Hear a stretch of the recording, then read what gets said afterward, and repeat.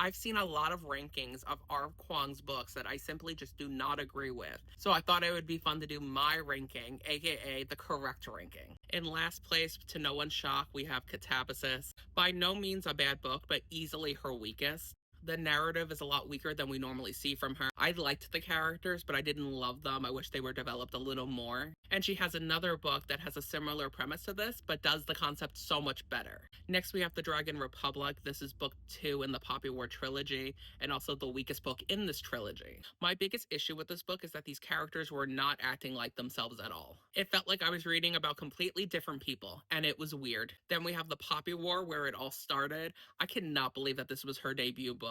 There are going to be authors who write 1,000 books, and not a single one of those books is going to be as great as this one. This is a really solid, great fantasy book that does have some pacing issues, but this will always be one of the blueprints for how to write a debut novel. Then we have The Burning God, which is book 3 and the last book in the Poppy War trilogy. This book takes the issues that I had with books 1 and 2 and really fixes them and perfects them. Even though this is really long, I thought the pacing was a lot better. I think the characters were making decisions that made sense and they were very much acting like themselves.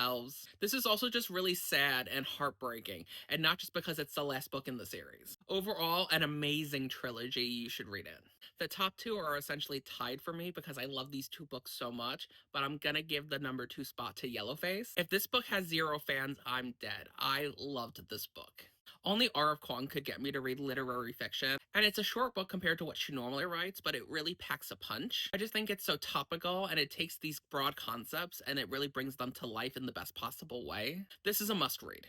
And if you didn't like it, read it again. And R. of Kuang's best book, possibly the best book ever written, is Babel. I could go on and on about how amazing this book is. Believe it or not, I have many times. The world is so immersive. I love the magic system. It's so unique. She created these characters that have so much depth and life to them. She tackles all these complex topics in such a nuanced way. And ultimately, this is a book that's both about friendship and heartbreak, and how to rise above a system that's trying to oppress you. This is truly an amazing, incredible book.